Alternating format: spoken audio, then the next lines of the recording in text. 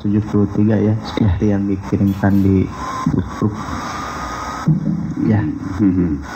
Hadisnya ini dari sahabat Juwairiyah binti Al-Haris, diriwayatkan oleh Imam Muslim ya.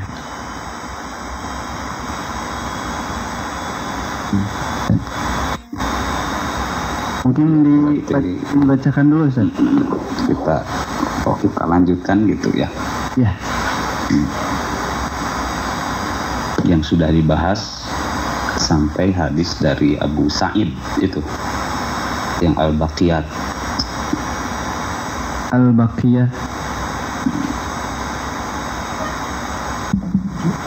Oh, yang Abu Sa'id berarti sekarang yang dari Samurah bin Jundab berarti Ustaz. Ya, itu sekarang bahasan kita.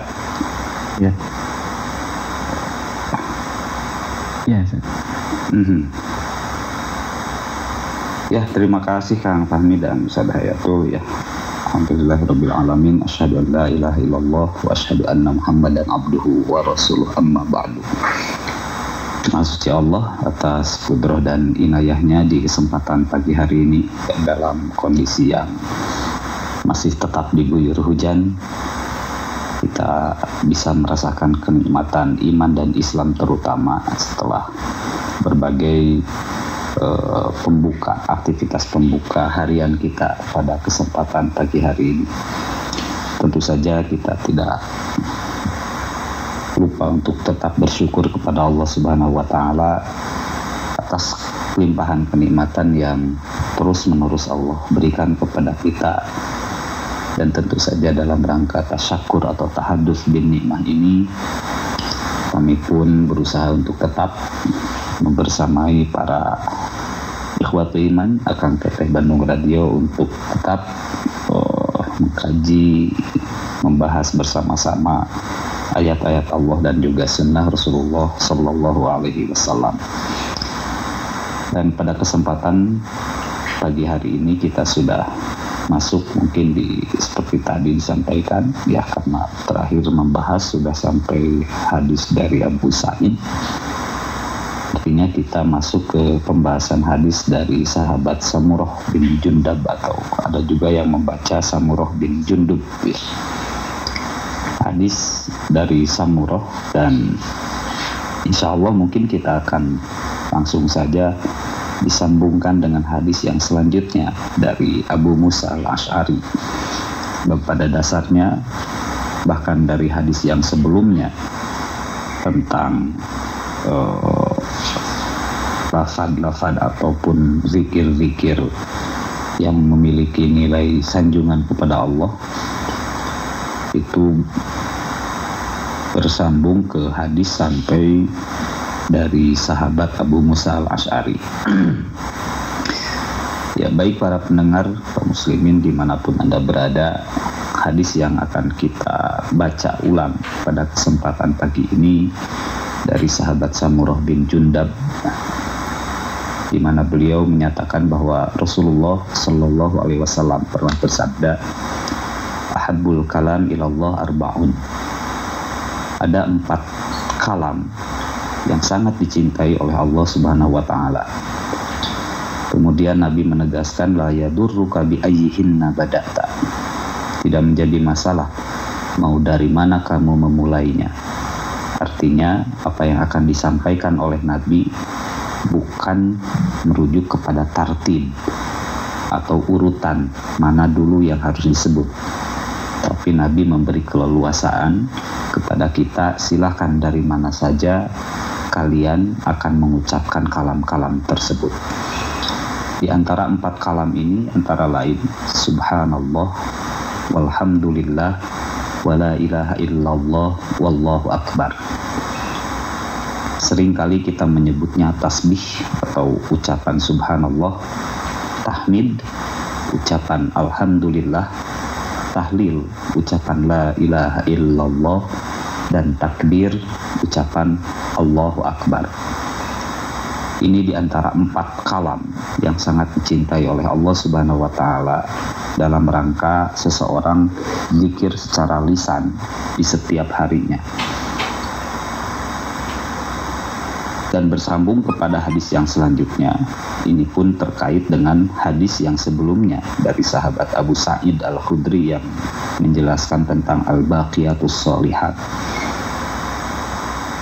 amalan-amalan yang termasuk atau terkategori amalan-amalan yang bisa kekal kebaikannya di akhirat kelak, yang bisa kita ambil manfaat ataupun ganjarannya.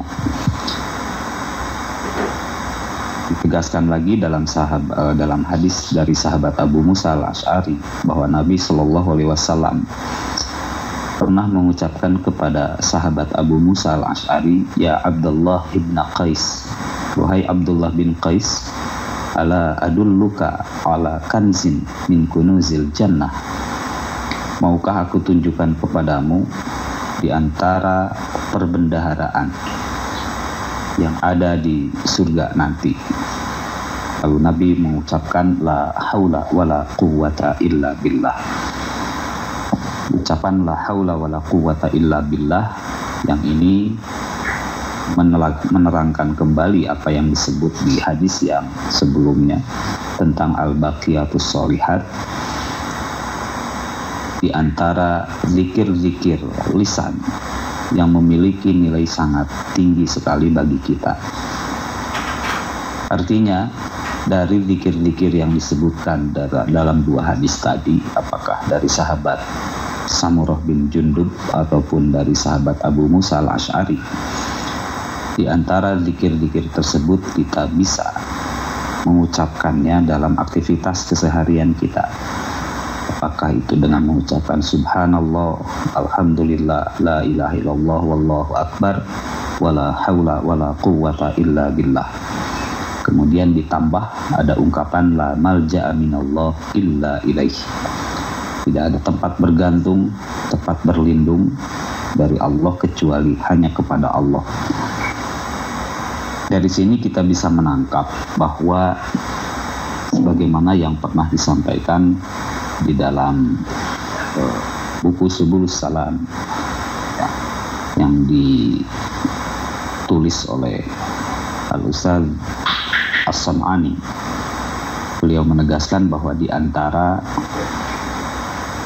fadilah keutamaan lafaz-lafaz tersebut karena setidaknya mengandung beberapa hal yang di dalamnya ada nilai-nilai takhalli dan tahalli. Apa nilai takhalli dan tahalli itu? Nilai takhalli adalah salah satu proses dalam kehidupan seseorang di mana dia berusaha untuk mengosongkan perbuatan-perbuatan tercela, perbuatan-perbuatan yang tidak layak atau jelek dalam kehidupan sehari-hari. Setiap orang tentu saja memiliki kecenderungan yang berpotensi membuat kotor jiwanya.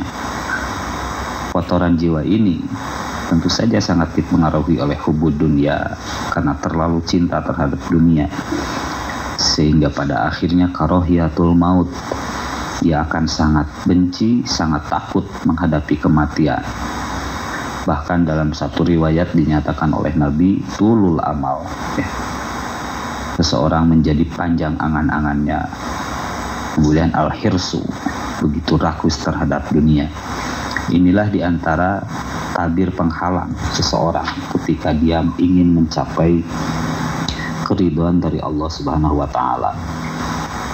Dan sifat-sifat seperti ini, sifat-sifat yang bisa menodai kesucian Allah. Ketika seseorang menodai hatinya yang bersih, yang merupakan anugerah dari Allah,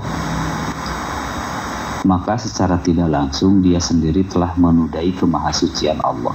Ketika kita mengucapkan subhanallah, maha suci Allah, maka secara tidak langsung di situ ada ikrar, ada pengakuan, ada kesiapan bahwa kita tidak akan pernah mengotori hati kita dalam mensucikan Allah. Kita tidak akan pernah mencampur adukan tujuan kita, yaitu ingin menghadap kepada Allah dan mengharap ridho Allah dengan perbuatan-perbuatan atau motif-motif, tujuan-tujuan yang terkait dengan makhluk. Kita akan betul-betul melepaskan diri ketergantungan kepada makhluk dalam arti betul-betul ikhlas dengan menghindarkan penyakit-penyakit riya. Kita akan betul-betul bertawajuh, bertauhid dalam akidah kita, keyakinan kita, dan kita akan menghindari dari perbuatan-perbuatan syirik. Itulah yang dimaksud dengan takhalli, mengosongkan diri dari sifat-sifat tercela, mengosongkan diri dari perbuatan-perbuatan yang bisa merusak tujuan seseorang untuk mulus mencapai ridho Allah, termasuk urusan dunia. Bahkan di dalam surat Al-A'la Allah menegaskan, bal tu'thirunal hayatad dunya. Seorang sangat tu'thirun, sangat terpengaruh, sangat tergoda dengan kehidupan dunia. Inilah yang bisa menghancurkan setiap jenis ilmu, setiap jenis keyakinan dan kebaikan yang dimiliki oleh seseorang ketika dia sudah tersimpangkan tujuannya kepada urusan yang bersifat duniawi. Kemudian di sana terdapat unsur-unsur tahalli. Tahalli itu setelah kita mengosongkan diri dari penyakit-penyakit yang jelek, yang kotor, yang bisa menodai hati kita, maka tahalli adalah mengisinya, mengisi dengan sesuatu yang baik. Hati kita sama halnya dengan fisik kita. Ketika kita memperhatikan fisik dengan makanan yang kita konsumsi, dengan olahraga yang kita lakukan, dengan pakaian yang kita gunakan untuk memperindahnya, maka hati kita pun memerlukan semua itu dalam rangka untuk menempatkan diri kita menjadi pribadi yang disebut dengan pribadi-pribadi kebani, yang betul-betul terdidik dan siap menempatkan diri pada jajaran orang-orang yang memiliki sifat kerobbanian. Sehingga orang-orang yang sudah mencapai usaha atau ikhtiar untuk bertahalli, dia tidak terfokus kepada kemolekan fisik, kebugaran badannya, tetapi dia juga terus menempa dengan kebaikan-kebaikan jiwanya, kebaikan-kebaikan hatinya, lembut tutur katanya, baik akhlaknya. Itulah orang-orang yang senantiasa mengisi hidupnya dengan akhlakul karimah. Dan kita tahu bahwa akhlakul karimah tidak hanya terbatas pada urusan-urusan yang sifatnya perbuatan badan, tetapi juga af'alul qulub, perbuatan hati itu perlu ditempa, dilatih. Inilah di antara hal yang memang terdapat dalam ungkapan yang disebut tadi, apakah tasbih ataupun kita mengucapkan tahmid, tahlil dan takbir. Kemudian ungkapan la haula wala quwata illa billah di sini pun merupakan salah satu ungkapan yang di dalam penjelasannya bahwa di antara maksud la haula wala quwata illa billah adalah la haula anil ma'asi illa bi ismatillah. Tidak ada yang mampu menyimpangkan dari kemaksiatan yang bisa kita lakukan kecuali itu merupakan penjagaan dari Allah, ismah dari Allah. Seorang sangat berpeluang berbuat maksiat kalaulah Allah tidak menjaga, kalaulah Allah tidak menghalangi dirinya untuk melakukan perbuatan maksiat itu. Sehingga sekuat apapun kita ingin menjauh dari kemaksiatan, tetapi ketika Allah tidak memberikan perlindungannya kepada kita, maka kita akan tetap terjebak dalam kemaksiatan tersebut. Wala quwwata ala ta'atillah illa billah. Dan tidak ada kekuatan yang sanggup mendorong untuk taat kecuali itu semua hanya kekuatan dari Allah. Kita pun harus memiliki satu kesadaran penuh bahwa apa yang kita lakukan itu semata-mata atas izin Allah. Banyak orang yang ingin melakukan ketaatan tetapi keinginannya belum terwujud karena boleh jadi Allah belum memberikan kekuatan, belum memberikan kesempatan untuk melakukan amal tersebut, sehingga ucapan la haula wala quwata illa billah merupakan kepasrahan. Kita memasrahkan diri kita sambil bermaksimal ikhtiar untuk mewujudkan apa yang kita harapkan. Nah, para pendengar sekalian, bahwa semua zikir-zikir ini tentu awalnya merupakan zikir lisan. Tetapi zikir lisan harus senantiasa diiringi dengan kesanggupan diri kita untuk menjaganya. Apalah artinya lisan kita dipenuhi dengan wirid-wirid yang terbaik, tetapi dalam praktek keseharian kita justru apa yang kita lakukan menyelisihi apa yang kita ucapkan. Lisan bertasbih, tetapi perbuatan kita mengotori kemahasucian Allah. Lisan bertakbir, tetapi perbuatan kita justru ingin menyaingi kemahabesaran Allah. Lisan kita bertahlil, tapi perbuatan kita justru menciderai ketauhidan. Lisan kita mengucapkan tahmid, memuji Allah, tetapi perbuatan kita justru ingin merendahkan kemahapujian Allah dengan menyematkannya kepada diri kita, ingin senantiasa dipuji, diperhatikan, dan lain sebagainya. Dengan ungkapan la haula wala quwata illa billah, kita memasrahkan seluruh kejelekan, seluruh kebaikan yang kita harapkan supaya kejelekan itu terjauh dan kebaikan itu bisa terwujud, semuanya atas pertolongan dari Allah Subhanahu wa taala. Itu mungkin sekedar prolog pada kesempatan pagi hari ini dari hadis-hadis yang ada di dalam riwayat Samurah bin Jundab dan Abu Musa al-Asy'ari. Maka Kang Fahmi. Iya, alhamdulillah. Terima kasih Pak Ustadz atas pemaparannya mengenai kedua hadis pada kesempatan subuh kali ini.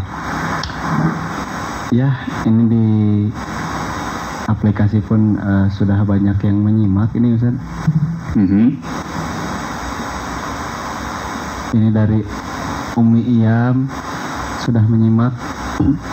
Kemudian ada Nurlela Armin, Bu Nurlela, kemudian Bu Esti dari Samarinda siap manco menyimak. Dari Bu Rin Sabrina Nurrahmi, kemudian Umu Ganesa, lalu ada Lilis Suryani, ada Adam Kenichi, kemudian ini ada Nining Kera Condong, lalu ada Sri Puji, ada juga Yuyu dari mana nih? Kemudian dari Kang Ridwan Muhammad dari Leliang, ada juga Ibu Mursini, ada juga Jihad Snack, ini Mbak Ani ya sedang manco. Kemudian ada Bu Is Tuti Suryati, juga ada Yeni. Kemudian ini ada akun dengan nama Pemuda Istiqomah, juga ada Bu Dia Handayani, Tina Aditya, Mila Karmila, Budi Ibrahim Budi, Pak Maman, Kang Miftah Rizky Maulana, Silmi Al Farizi, Nendi Suhendi, Yati Rodiati, dan masih banyak ini yang menyimak. Tidak dapat kami sebutkan satu persatu mengingat pertanyaan yang sudah mulai merudul di jam segini. Ya Ustaz, kita coba ke pertanyaan pertama dulu mungkin Ustaz. Iya. Ya. Pertanyaan pertama ini dari Pak Nendi Suhendi begini nih. Bismillah Ustaz, mau tanya, istri saya head udah 1 bulan, udah diperiksa ke dokter, itu emang darah haid menjelang menopause katanya. Gimana, apakah harus sholat? Jangan, atur nuhun. Ya kalau itu sudah jelas kan, ada ada apa penjelasan dari ahli, ya, dari orang yang kompeten di bidangnya. Dan kita pun sering mendengar penjelasan dari Bu Hajah Imas ya, tentang proses perempuan yang menghadapi menopause memang seperti itu. Artinya kalau sudah dipastikan itu haid, ya meskipun 1 bulan lamanya, itu adalah haid. Itu saja tinggalkan sholat itu.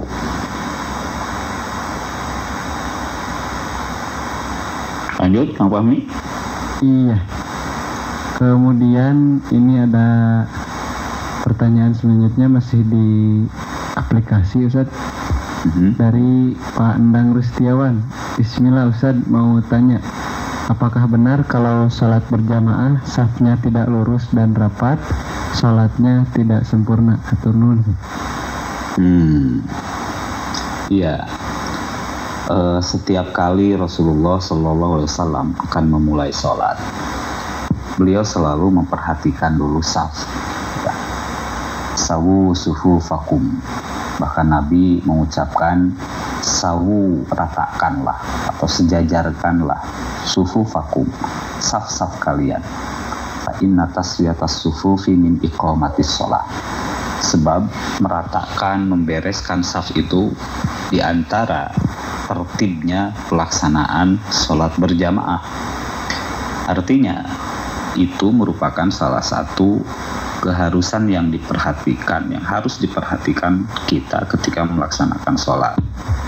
Namun meskipun demikian, ya bukan berarti tidak sah sholat berjamaahnya. Jadi betul apa yang ditanyakan oleh Pak Endang tadi, bahwa itu merupakan kesempurnaan min iqamatis sholat. Bahkan dalam kesempatan yang lain, la takhtalifu, janganlah kalian berselisih, artinya berbeda-beda dalam saf itu. Fatakhtalifa qulubukum, sehingga hati kalian pun akan berselisih pula, akan berlainan pula. Jadi dari urusan saf solat, sejajar dan tidaknya saf solat, justru itu akan mengakibatkan terganggunya hati seseorang. Sehingga kalau dinyatakan betul untuk mengusahakan kesempurnaan saf solat, hendaklah dilakukan dengan sejajar dulu ya. Makanya terkadang Nabi menyuruh iqomah baru memperhatikan saf, atau sebaliknya, Nabi membereskan dulu saf baru beliau menyuruh iqomah, atau tidak sama sekali, langsung ada iqomah baru Nabi SAW memperhatikan saf. Artinya dilihat dari kebiasaan, dan dilihat dari kondisi. Kalau memang sudah siap, Rasulullah tidak perlu menyuruh kembali untuk mengumandangkan iqomah, sebab sudah dengan sendirinya. Apakah Bilal atau sahabat yang lainnya, kalau melihat sudah siap, langsung mereka melakukan iqomah ya. Betul, jadi kesempurnaan sholat berjamaah itu diantaranya dilihat dari tertib atau beresnya barisan saf yang ada dalam sholat berjamaah tersebut. Iya, begitu pandangnya mengenai pertanyaan kesempurnaan sholat gitu ya, dalam ketika harus merapatkan dan meluruskan saf. Tadi meluruskan kan pertanyaannya ya? Oh ya, meluruskan ya, dan merapatkan ya. Ini coba ke grup 11 Ustaz, dari Bu Heti Krisnani Ustaz. Bismillah, izin bertanya, apakah setelah baca doa sesudah azan Allahumma robba hadhihid da'wati tammah dan seterusnya, boleh berdoa lagi, dan doa apa ya yang ada contohnya dari Nabi? Iya. Di antara sunnah kita dalam mendengar azan, yaitu mengucapkan seperti halnya yang diucapkan oleh seorang muadzin. Perintah Nabi SAW yang disampaikan oleh sahabat Amr bin As ya, bahwa Nabi pernah bersabda, idza sami'tumul muadzin, ketika kalian mendengar seorang muadzin, faqulu misla ma yaqul, ucapkanlah seperti apa yang diucapkan oleh seorang muadzin, kecuali dalam dua hayya 'alatain, yaitu hayya 'alas shalah dan hayya 'alal falah, maka jawabnya dengan la haula wala quwwata illa billah. Dan selesai mendengar muadzin, demikian pula selesai seorang muadzin mengumandangkan adzan, ada perintah dan contoh dari Nabi Shallallahu Alaihi Wasallam, man qala hina yasma'un nida Allahumma rabb hadhihi da'wati tammah, dan seterusnya, maka Nabi menjanjikan halat lahu syafaati yaumal qiyamah, niscaya ia akan mendapatkan syafaatku di hari kiamat. Artinya di antara doa yang masyru', doa yang disyariatkan dan dicontohkan oleh Rasulullah adalah doa yang masyhur kita ucapkan, yaitu Allahumma rabb hadhihi da'wati tammah dan seterusnya. Meskipun ada juga di riwayat yang lain, banyak para periwayat hadis, Imam Muslim, Imam Ahmad, Imam Abu Daud, At-Tirmidzi, An-Nisa'i, menyampaikan satu riwayat masih dari sahabat Amr bin As, bahwa ada perintah yang lain dari Nabi SAW, yaitu idza sami'tumul muadzin faqulu misla ma yaqulu tsumma shallu alayya. Ketika kalian mendengar seorang muadzin mengumandangkan adzan, ucapkanlah sebagaimana yang diucapkannya. Kemudian setelah itu bersolawatlah kalian kepadaku. Nah, dari hadis ini juga ada satu isyarat yang jelas, ya, ada satu perintah yang jelas. Setelah mendengar lafaz adzan, maka kita pun bersolawat dengan mengucapkan solawat yang maklum juga, yang kita ketahui, yang kita biasa ucapkan. Boleh di sebelum Allahumma rabb hadhihi da'wati atau setelah Allahumma rabb hadhihi da'wati. Itulah diantara zikir yang bisa diucapkan oleh kita ketika selesai mendengar adzan, ataupun bagi seorang muadzinnya ketika selesai adzan. Adapun doa-doa yang lain, saya kira sepanjang pengetahuan yang bisa saya dapatkan, ya, hanya doa itu yang riwayat sahih yang menyatakan bahwa Rasulullah SAW memerintahkan kita untuk mengucapkannya setelah azan. Artinya hanya Allahumma rabb hadhihi da'wati dan juga sholawat. Sedangkan tambahan innaka la tukhliful mi'ad di akhir doa, ternyata itu tambahan yang merupakan tambahan dari riwayat yang lemah. Demikian pula ada riwayat yang memerintahkan setelah adzan itu harus bersyahadat. Itu pun riwayat-riwayat yang lemah. Oleh karena itu cukuplah bagi kita dua keterangan tadi, mengucapkan Allahumma rabb hadhihi da'wah dan bersolawat. Itu pun tidak dikeraskan, ya, apalagi dilantunkan, tidak, tapi agar nyem lah gitu, ya, diucapkannya setelah kita mendengar adzan. Itu hanya dua yang tadi. Itu mungkin. Iya, baik. Begitu Bu Heti Krisnani, ya, dari grup 11. Kemudian ini masih di grup 11 Ustaz. Pertanyaan setelahnya dari Kang Nanda, mungkin ini Jaya Pradipta. Bismillah Ustaz, bagaimana pembagian waris bagi pasangan suami istri yang tidak punya anak namun punya anak angkat? Harusnya warisan itu jatuh kepada siapa saja, karena anak angkat bukan ahli waris. Lalu ketika yang berhak menerima warisan itu tidak mau menerima, andai kata semua sepakat diberikan kepada si anak angkat tersebut, apakah boleh seperti itu, Ustaz? Kalau boleh, teknisnya bagaimana? Iya. Gambaran umumnya saja mungkin, ya, karena yang pertama kali harus kami sampaikan, konsultasi waris bukan sesuatu yang bisa diselesaikan dengan cepat, karena kami harus utuh menerima informasi seperti tadi pembagian waris suami istri, ini siapa yang meninggal gitu, ya, kemudian anak angkat, Kemudian juga ketika semua mendapat warisan dan sepakat, kan tadi tidak ada ahli waris, tapi ternyata ungkapannya waris sudah dibagikan kepada ahli warisnya. Jadi ini yang perlu kami gali informasi sedetil mungkin sehingga tidak keliru dalam menetapkan bagian-bagian yang akan yang menjadi hak para ahli waris. Itu yang pertama. Jadi alangkah lebih baiknya kalau konsultasi tentang waris ini bisa langsung sajalah kopi darat gitu ya. Silakan datang ke kantor Dialog Islam di Jalan Muhammad Ramdan 49A Bandung. Adapun secara garis besarnya seperti tadi dinyatakan, memang anak angkat itu tidak mendapatkan waris. Artinya hak waris yang disebut dengan furudul muqaddarah itu nanti akan dilihat ke pinggir. Siapa yang dimaksud pinggir? Saudara yang meninggal. Apakah dia punya kakak atau adik? Kakaknya apakah ada laki-laki atau campur laki perempuan atau laki-laki semua atau perempuan semua? Itu harus dilihat. Ke atasnya apakah masih meninggalkan ayah atau ibu atau tidak.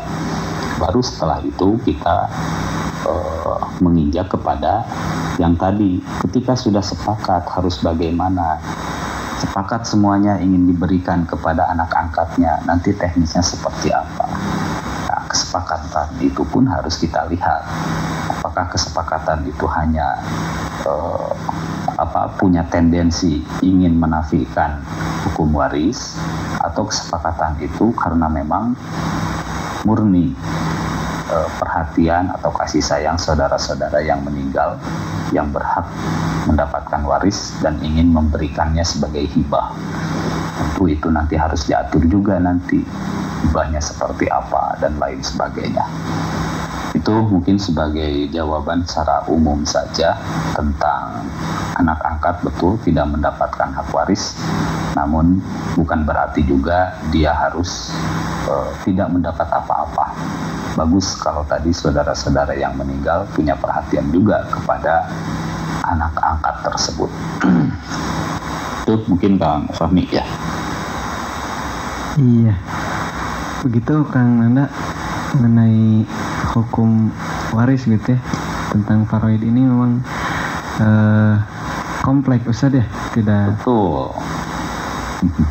tidak semudah membalikan telapak tangan. Wes, keluar kata-kata mutiara.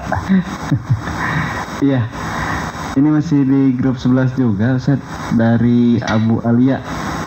Bismillah Ustaz, maaf kalau pertanyaan ini pernah ditanyakan.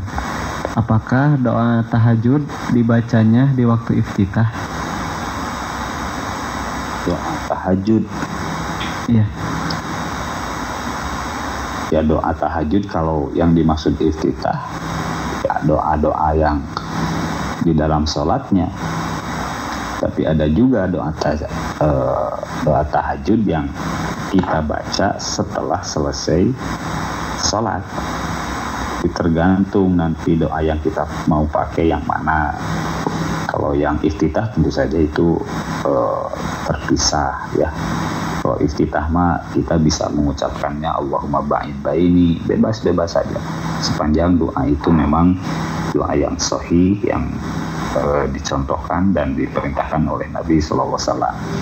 Adapun doa-doa yang lainnya kita bisa mengucapkannya nanti selesai sholat tahajud. Apakah doa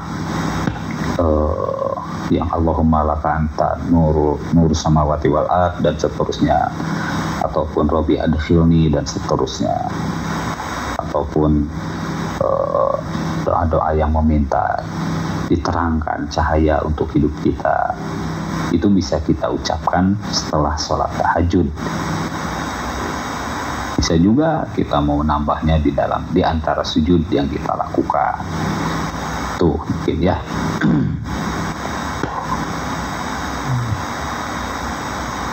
Begitu untuk pertanyaan soal doa tahajud dari Abu Alia. Kemudian ini masih di grup 11 Ustaz, dari Bu Sri Mutiara. Bismillah Pak Ustaz, pada zaman Rasul kan banyak sekali para muazin, tetapi mengapa sampai sekarang yang familiar dengan kita hanya Bilal? Ada satu lagi, Ibnu Ummi Maktum, ya. Nah, itu. Tuh. Bilal itu biasanya ditempatkan kalau subuh di adzan awal. Adzan awal itu yang memberitahu untuk bersiap-siap, terutama bagi yang sahur. Ya. Makanya Nabi menegaskan la yamna'unna adzana Bilalun, adzanu Bilalin. Jangan merasa terhalangi oleh adzan Bilal untuk melanjutkan makan sahur. Tetapi ketika mendengar adzan Ibnu Ummi Maktum barulah melaksanakan sholat. Artinya adzan Bilal biasanya ditempatkannya di adzan awal, sedangkan Ibnu Ummi Maktum ditempatkannya di adzan subuh. Memang yang populer menjadi catatan sejarah di antara muadzin Nabi itu di antaranya dua sahabat ini, sahabat Bilal dan sahabat Ibnu Ummi Maktum. Tapi tentu saja tidak dikisahkan bukan berarti tidak ada, pasti ada yang lainnya punya.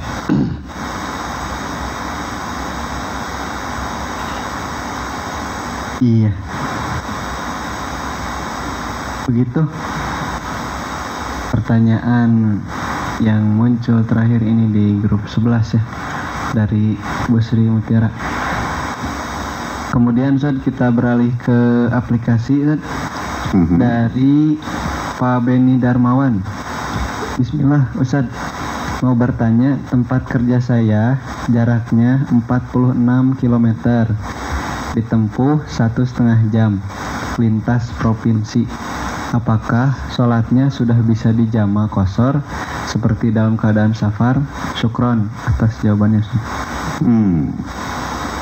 Ya, bahkan jarak yang paling dekat yang pernah Nabi Sallallahu Alaihi Wasallam melaksanakan qashar itu 3 mil. Itu artinya 3 mil itu hanya 6 km mungkin ya, kurang lebih. Itu jarak terdekat itu sudah berapa tadi? Ini sudah 46 km Ustaz. Oh, itu sudah 46, berarti sudah sangat jauh sekali. Kalaulah kita mau kalaulah kita mau mengambil qashar merujuk kepada jarak yang terdekat ya. Nabi SAW pernah melaksanakan qashar itu 3 mil, artinya itu sudah layak dikatakan safar. Untuk sholat kita melaksanakannya dengan di qashar ya. Itu kan dari sahabat Anas ya, dari sahabat Anas ketika beliau ditanya tentang qashar sholat Nabi, sahabat Anas mengatakan idza kharaja masirata salasati amyal, ketika beliau keluar sudah mencapai 3 mil ya, maka sholat rakaataini, beliau sholat 2 rakaat, artinya mengqashar sholat. Ini diantara hadis yang menjelaskan jarak terpendek Nabi sampai 3 mil. Bahkan ketika Nabi SAW berada di Madinah ya, beliau biasa melaksanakan sholat. Kemudian ketika berjalan menuju Zulhulaifah, maka beliau sholat 2 rakaat. Zulhulaifah itu kalau kita sekarang menyebutnya mungkin Bir Ali. Bir Ali itu tempat memulai seseorang melaksanakan talbiyah ketika mau umroh ataupun haji. Ihlalnya dilaksanakan mulai dari Bir Ali. Nah, dari pusat kota Madinah ke Bir Ali itu kan cuma sekitar 3 mil. Deket lah gitunya. Kan Kang Fahmi ge jeung Ustaz Hayatul dipayun kan itu.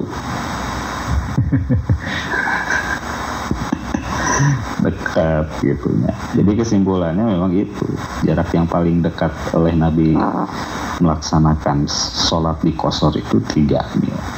Kalau tadi menyebut 40 sekian kilometer itu sudah sangat layak gitu ya untuk melaksanakan mengambil rukhsah antara lain dengan sholat di qasar. Iya begitu. Dari aplikasi ya, Pak Benny Darmawan. Saat kita beralih ke grup 9, ini ada pertanyaan dari Ibu Turina. Bismillah, Pak Ustadz, sering hati itu gelisah galau. Bagaimana mengatasi hal tersebut agar bisa tenang hati di tengah ujian? Syukron Pak Ustadz, jazakallah khair. Begitulah hati manusia ya. Kalau bayu kolibu kukuli bekan. Kolbun, yang namanya kolbun itu bolak-balik terus ya, kecenderungan hati kita itu. Nah, disitulah disisipi oleh tiupan-tiupan, hembusan-hembusan, kemudian ya bisikan-bisikan dari setan yang bisa menyimpangkan hati kita. Sehingga di antara doa yang kita panjatkan kepada Allah, ya muqallibal qulub tsabbit qalbi ala dinika. Ya Allah yang membolak-balikkan hati, tetapkan hatiku itu ada dalam ketaatan di atas agamamu. Bahkan di ayat Al-Quran pun Allah memberikan salah satu arahan kita, di antaranya Rabbana la tuzigh qulubana ba'da idh hadaitana. Ya Allah Tuhan kami, la tuzigh qulubana, janganlah engkau simpangkan, janganlah engkau condongkan hati-hati kami ini setelah ada di dalam hidayahmu. Jangan sampai keluar lagi dari hidayah. Wa hab lana min ladunka rahmah, dan limpahkanlah rahmatmu kepada kami, innaka antal wahhab, sesungguhnya engkau adalah yang maha pemberi, memberikan limpahan karunia-Nya. Nah, di antara doa yang bisa kita panjatkan kepada Allah itu ya, dan yang jelas yang namanya hati itu ya mengalami pasang surut. Pasang surutnya itu perlu di upgrade. Di upgrade-nya dengan apa? Dengan memaksakan diri melakukan ketaatan. Sebab keimanan itu yazidu bil amali sholih, keimanan itu akan meningkat dengan amal soleh, wayan kusu bil ma'asi, dan berkurang, turun ketika melakukan maksiat. Sehingga ketika kita merasa menuju melenoi, kayak sedang lemah, hati kita gelisah, gundah gulana dan lain sebagainya, boleh jadi itu adalah di antara pengaruh setan. Cepat-cepat beristighfar kepada Allah, tingkatkan amal soleh, kemudian bergaullah dengan orang-orang yang bisa memancing diri kita untuk meningkatkan kesolehan. Jangan justru ketika gundah gulana, gelisah, kita bergaul dengan orang-orang yang justru bisa menambah penyakit hati kita. Cari orang-orang yang bisa membangunkan kembali, membangkitkan kembali semangat ketaatan kepada diri kita. Dekatilah sumber-sumber rahmat Allah. Baca Al-Quran, itu kan sumber rahmat Allah. Merapat ke masjid, itu adalah di antara sumber Allah. Itulah di antara hal yang bisa kita lakukan ya. Dan jangan nguluwut ya, cicing gitu. Nguluwut itu apa? Nguluwut ya. Sok beragen gitu ya. Sebab yang bisa menambal hati kita ya tentunya Allah Subhanahu wa taala, dan tentunya apa yang kita usahakan untuk diri kita sendiri. Jangan banyak mengeluh kepada manusia. Da batur ge sarua keurariweuh. Jadi pada akhirnya nanti ngadu kariweuh gitu ya. Cenah abdi ge nuju riweuh tuh kan, nu tadi mah yang diupahan ngadon dipupuas. Tuh. Sok tambatkan diri kita kepada Allah. Memang gampang mengucapkan ya. Terkadang mah kerja sendiri ketika mengalami asar pang riweuhna, asa pang ripuhna ya. Tapi cepat-cepatlah kita kembalikan kepada Allah. Insya Allah nanti juga kita akan dengan sendirinya merecovery mental kita, hati kita, dan keikhlasan kita kepada Allah Subhanahu wa taala.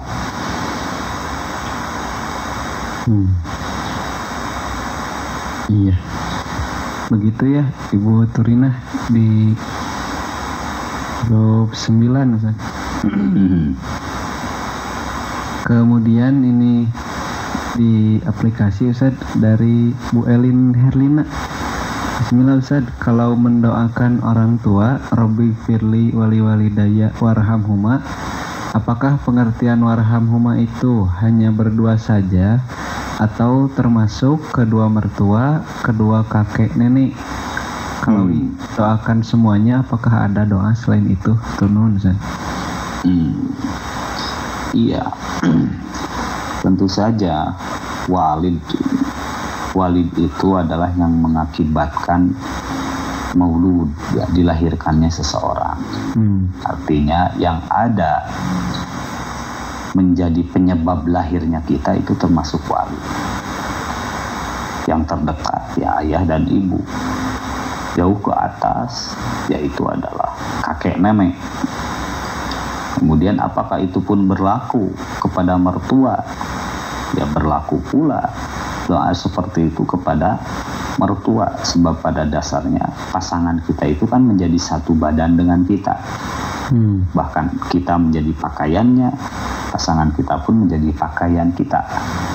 Artinya ketika hati kita memaksudkannya kepada mereka, itu pun dengan sendirinya akan sampai gitu ya, akan tertuju. Kalau ingin mengambil doa yang lain yang mana, ya tentu yang lebih umum. Rabbi firli wali walidaya walil mu'minina yauma yaqumul hisab, ya. Ya Allah, berikanlah magfirahmu kepada orang tuaku dan kepada kaum muslimin, ya, orang-orang yang beriman di hari ditegakkannya hisab. Banyak pula ya doa-doa yang lainnya, atau mau doa yang lebih umum pun ya, Allahumma ighfir lil mu'minina wal mu'minat wal muslimina wal muslimat al ahya'i minhum wal amwat, gitu ya. Silahkan hanya mengambil atau meminjam redaksi mah, itu silahkan, sah-sah saja. Hanya saja ketika kita bingung ingin mencari doa yang terbaik tapi kita tidak hafal, yakinlah bahwa redaksi dari kita sendiri pun itu pada dasarnya akan sampai kepada Allah. Tidak harus dengan bahasa Arab, tidak harus mencari dengan susah payah bari jeung teu kaharti gitu ya. Nah, redaksinya dari bahasa Arabnya tidak. Silahkan saya, yang terpenting adalah akhlisud doa, ikhlaslah dalam berdoa, dan kita fokuskan atau tujukan doa kepada orang yang kita maksud, tanpa disebut nama, tanpa disebut alamat. Allah itu tidak akan salah. Allah itu tuh maha tahu dengan apa yang ada dalam hati kita. Jadi sebetulnya bagi kita tidak perlu bingung mencari redaksi doa, mentok-mentok keimah dengan redaksi kita sendiri saja. Kerma bingung ku pamenta, tambah bingung ke apal, tambah bingung ke ngerti. Waduh, sudah saja yang bisa dimengerti saja.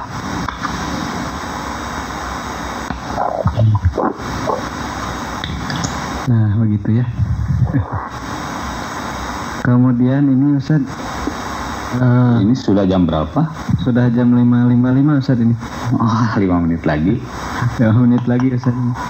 Aduh, ya mohon maaf itu Kang Hayatul, saya jong dionteing. Ustaz sedang istifadah. Ya. Nah, ini mungkin pertanyaan terakhir Ustaz dari Pak Edi nih. Bismillah Ustaz, gimana hukumnya paket barang atau arisan gitu? Sok iya Kang Hayatul lah. Mangga Hayatul lah. Kudunan atuh. Ya, terkait paket barang ya. Sebenarnya sistemnya itu kalau dilihat lebih kepada nabung. Memang sering dilakukan setelah Lebaran dan nanti akan dibagikan menjelang Lebaran lagi di tahun yang akan datang. Namun terkait bentuknya, memang paket barang ini agak sedikit riskan di